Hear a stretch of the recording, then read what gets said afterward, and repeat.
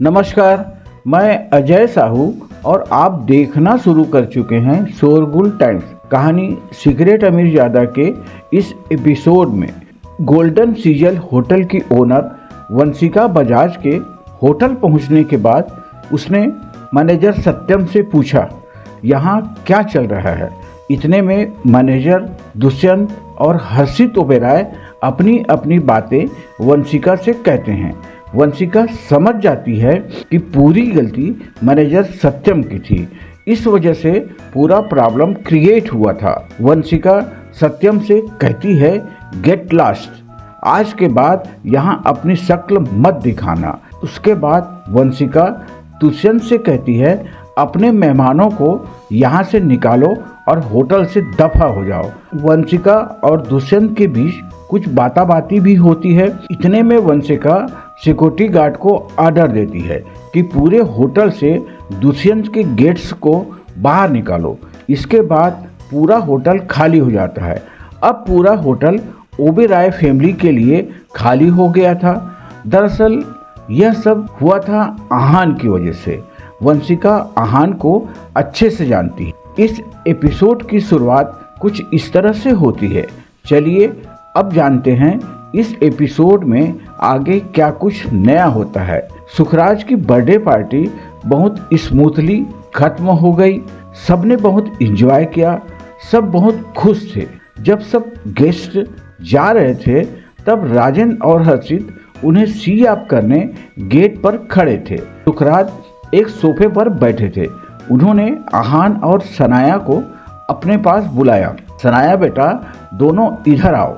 सुखराज ने कहा, जी नाना जी। आहान और सनाया दोनों सुखराज के पास गए। तो तुम आहान हो? सुखराज ने आहान की तरफ देखते हुए कहा, जी नाना जी, मैं ही आहान हूँ। आहान ने बहुत आदर के साथ कहा, तुम दोनों की शादी 3 साल हो गए हैं ना? सुखराज ने पूछा।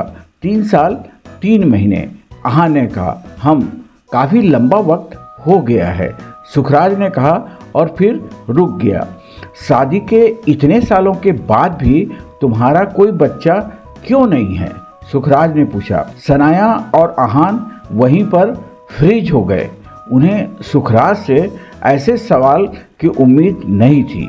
मैंने सुना है कि तुम दोनों एक रूम में नहीं रहते हो, सुखराज ने कहा।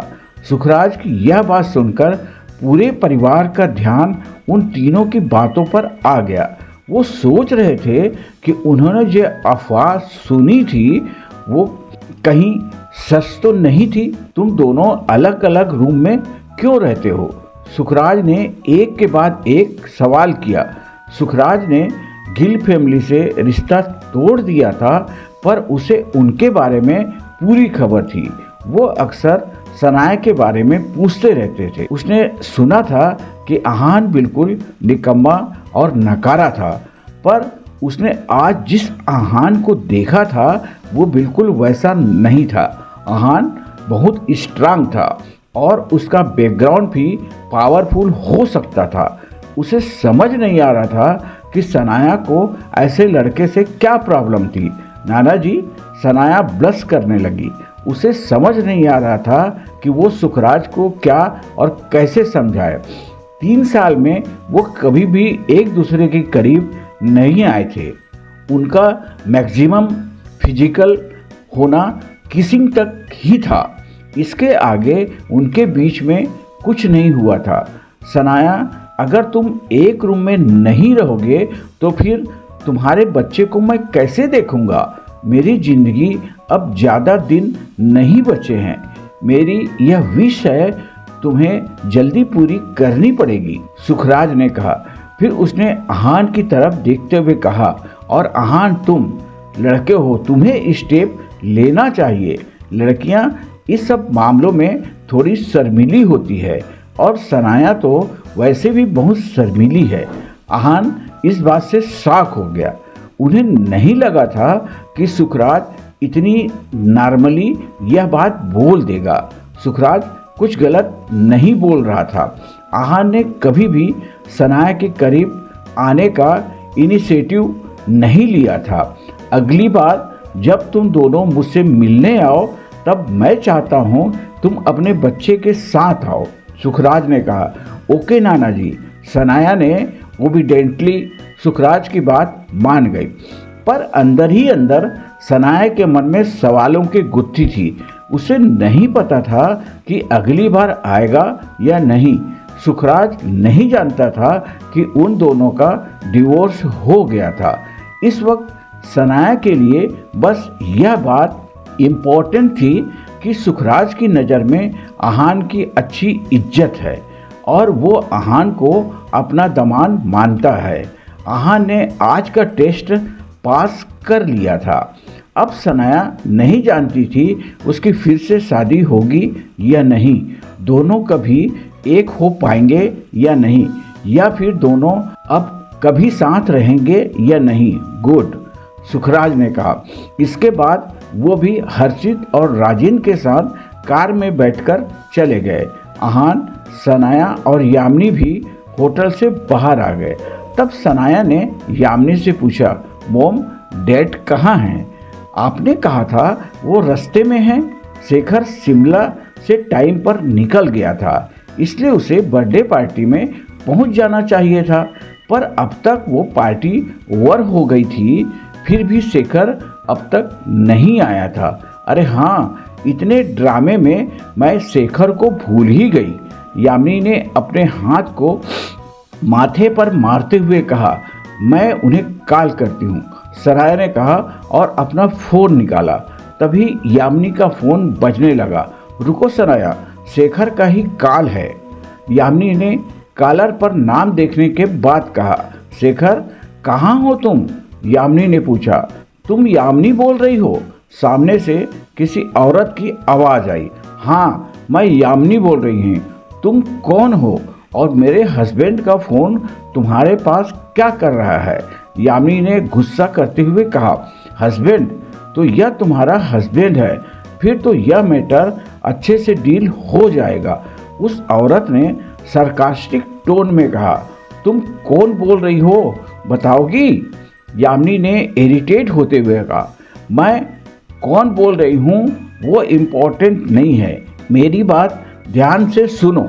तुम्हारे पति की वजह से मेरे बेटे को चोट आई है। चुपचाप पैसे लेकर स्काई राइज इंटरनेशनल पहुंचो।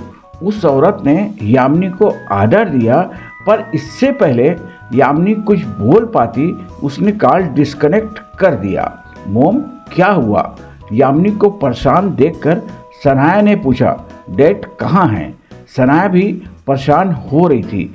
एक औरत कह रही थी कि तुम्हारे पापा ने उसके बेटे को हर्ट किया है और अब वो हमसे फाइनेंशियल कंपनसेशन मांग रही है। यामिनी ने कहा, क्या डैड किसी को कैसे हर्ट कर सकते हैं? सनाया ने कहा, शेखर ऐसा इंसान नहीं था जो प्रॉब्लम क्रिएट करे। कहाँ पर? हम पहले वहाँ चलते हैं। आहान ने कहा। इस वक्त शेखर का फ़ोन उस औरत के पास था, इसलिए उन्हें ज़्यादा इंफॉर्मेशन नहीं मिल सकती थी। स्काई राइज इंटरनेशनल, यामिनी ने कहा। 15 मिनट बाद तीनों बताई हुई लोकेशन पर पहुंच गए। जब वो वहां पहुंचे तब आहान ने देखा कि लोगों की भीड़ लगी हुई थी और सब एक ही तरफ देख रहे थे। आहान ने उनकी तरफ देखा और उसका एक्सप्रेशन बिल्कुल चेंज हो गया। शेखर, डैड! सनाया और यामिनी चिल्लाए और तुरंत कार से उतरकर शेखर की तरफ भागे। दोनों शेखर को देखकर बहुत हैरान थे। इस वक्त शेखर एक पेड़ के सहारे अपने पैरों को हाथ में दबाकर खड़ा था। उसके चेहरे से और पैरों से खून बह रहा था। डैड, आप ठीक तो हैं ना? यहाँ क्या हो रहा है? सनाया भागते हुए शेखर के पास पहले पहुंची। शेखर को इस हालत में देखकर सनाया को बहुत गुस्सा आया और उसकी आंखें लाल हो गई। सनाया, यामिनी, तुम दोनों यहाँ क्यों आए हो? शेखर ने दर्द में कराते हुए कहा। शेखर, तुम यह बताओ, यह सब किसने किया? यह सब कैसे हुआ? यामिनी ने पूछा। उसे भी बहुत गुस्सा आ रहा था। शेखर का पहले भी एक्सीडेंट हुआ था, तब उसके पैर पर चोट आई थी। अब फिर से उसके पैर पर चोट थी। इन चोटों की वजह से शेखर का चलना भी मुश्किल हो रहा था। तुम इस आदमी की बीवी हो? शेखर कुछ बोल पाता इससे पहले पीछे से एक तीखी आवाज आई। यामिनी ने जब पीछे देखा तब एक मोटी अधेड़ उम्र की औरत जिसके लाल रंग के बाल थे वो चलते हुए उनके पास आ रही थी। उसने लूज ड्रेस पहनी हुई थी। वो धम धम करते हुए उसके तरफ आ रही थी। जब वह औरत उसके पास पहुंची तब उसने यामिनी से पूछा, तुम पैसे लाई हो? मेरे पति को चोट तुमने पहुंचाई है? उस औरत से सवाल का जवाब दिए बिना यामिनी ने उससे सवाल पूछा, मेरी बात तुम्हें समझ नहीं आ रही है? मैंने क्या पूछा है तुमसे? तुम पैसे लाई हो? उस औरत ने फिर से पूछा, पहले यह बताओ कि मेरे पति के साथ यह किसने किया है, फिर हम पैसों के बारे में बात करेंगे। यामिनी ने गुस्से में कहा, मैंने तुम्हारे पति को कुछ नहीं किया है, जो किया है मेरे बेटे ने किया है। उस औरत ने कहा, कहाँ है तुम्हारा बेटा? यामिनी ने पूछा। वहाँ पर। उस औरत ने एक तरफ इशारा करते हुए कहा। जब यामिनी ने उस तरफ देखा तब उसकी आंखें खुली की खुली रह गई। जिस बेटे की बात वो कर रही थी वो असल में उस औरत का पालतू कुत्ता था। यह देखकर यामिनी को बहुत गुस्सा आया। आहान, यह सब इस कुत्ते की वजह से हो रहा है। यामिनी ने कहा, अपनी जबान संभाल कर बात करो। तुम कुत्ता किसे बोल रही हो? यह मेरा बेटा है। उस औरत ने कहा, बेटा? इस कुत्ते को तुम अपना बेटा बोल रही हो? तुम इंसान हो या नहीं? यामिनी ने कहा, पापा यह सब क्यों हो रहा है? आहान ने सब कुछ इग्नोर करते हुए शेखर से पूछा। शेखर और आहान का रिश्ता बहुत गहरा था। वो जानता था शेखर जानबूझकर कभी कुछ नहीं करेगा। दरअसल मैंने ट्रेन से उतरने के बाद टैक्सी ली और शायद ड्राइवर ने मेरी बात ध्यान से नहीं सुनी और वो मुझे यहाँ पर ले आया। मैं यहाँ दूसरी टैक्सी का इंतजार कर रहा था तब मैंने देखा यह मैडम अपने पेट डॉग को बिना लीश के घुमा रही थी। वहाँ बहुत सारे लोग थे, इसलिए मैंने रिक्वेस्ट की कि यह अपने डॉग को बांध ले। यह सुनकर उन्हें गुस्सा आ गया और यह कहने लगी, अपने बेटे को कोई बांधता है? फिर हमारी थोड़ी बहस हुई। इतने में उसने अपने कुत्ते को मुझ पर अटैक करने का ऑर्डर दे दिया। शेखर ने सब कुछ आहान को बता दिया। मैं समझ गया। आप आराम कीजिए पापा, आहान ने कहा और उन्हें आराम करने के लिए एक जगह पर बैठा दिया। इसके बाद वो उस औरत के पास गया। क्या जो मेरे पापा कह रहे हैं वो सच है? आहान ने पूछा। तुम कौन हो? उस औरत ने पूछा। उसके सिक्स्थ सेंस ने उसे बता दिया था कि आहान से डील करना आसान नहीं होगा। शायद तुम्हें एक बार में बात समझ नहीं आती। फिर से पूछता हूँ, क्या जो मेरे पापा बोल रहे हैं वो सच है? आहान ने फिर से पूछा।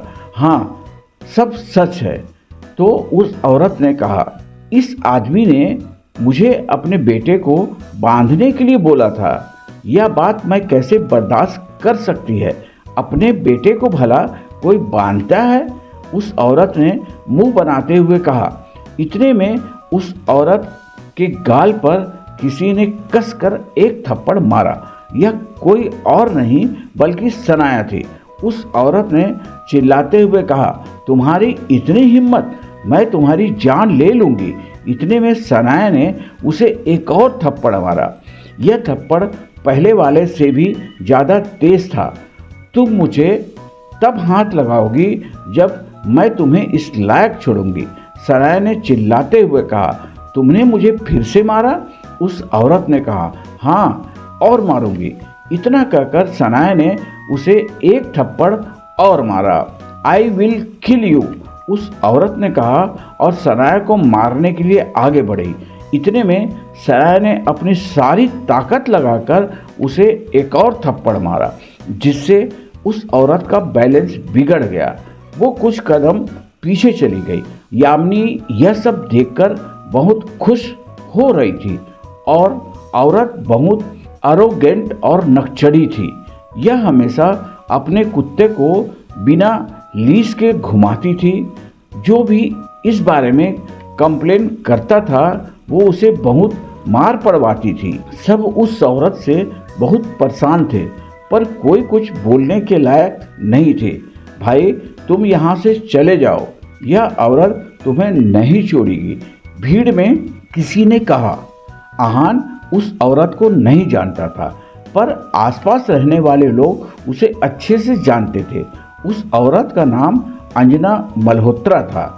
उसके भाई और पति की मनाली में बहुत पहचान थी। इस वजह से वो हमेशा घमंड में घूमती रहती थी। कोई यहाँ से हिलने की सोचेगा भी नहीं। अंजना ने अपना गाल सहलाते हुए कहा। वो इस वक्त गुस्से से पागल हो रही थी। उसकी इस तरह लोगों के सामने कभी बेइज्जती नहीं हुई थी। बेटा इन लोगों की जान ले लो, अंजना ने अपने कुत्ते से कहा। अंजना का कुत्ता ह्यूमन स्पीच को अच्छे से समझता था पर अपनी ओनर का आर्डर सुनने के बाद भी आज पहली बार उसने कुछ रिएक्ट नहीं किया था। शायद उसे अपने सेंसेस की वजह से आहान की ताकत का अंदाज़ा लग गया था। इंतज़ार किसका कर रहे हो, जो मैं बोल रही हूँ वो करो, अंजना ने कहा। इस बार फिर वो कुत्ता शांत रहा। अब अंजना को अपने कुत्ते पर गुस्सा आया। वो उसके पास गई और उससे गुस्से में कहा, तुम्हें सुनाई नहीं दे रहा, इन लोगों की जान ले लो। इतना सुनकर उस कुत्ते ने जोर जोर से भौंकना शुरू किया पर किसी पर भी अब तक अटैक नहीं किया था। यह देखकर अंजना को बहुत गुस्सा आया। वो अपने कुत्ते को एब्यूज करने लगी, आउट उसे अपने पैर से मारने लगी। कुछ मिनट बाद वो आहान और सनाया के सामने आई और उसने कहा, अगर मैंने आज तुम दोनों की कब्र नहीं बनवा दी तो मेरा नाम भी अंजना नहीं। इतना कहकर उसने फ़ोन निकाला और एक नंबर डायल किया। अब क्या हुआ? सामने से एक रुकी आवाज़ आई। कहाँ हो तुम? अंजना ने गुस्से में कहा। हुआ क्या है? सामने से फिर एक आवाज़ आई। कोई यहाँ मुझे मारना चाहता है, तुम तुरंत यहाँ आओ, अंजना ने चिल्लाते हुए कहा। फिर फ़ोन रख दिया। अंजना ने किसे फ़ोन किया था? अब यह मैटर कैसे सॉल्व होगा? आगे जानने के लिए बने रहिए हमारे चैनल शोरगुल टाइम के साथ। बस इसी के साथ यह एपिसोड यहीं पर समाप्त होता है। इस एपिसोड को आगे बढ़ाते हुए कल फिर मुलाकात होगी। आज के लिए बस इतना ही। अब हमें कल तक के लिए इजाज़त दीजिए। नमस्कार, धन्यवाद।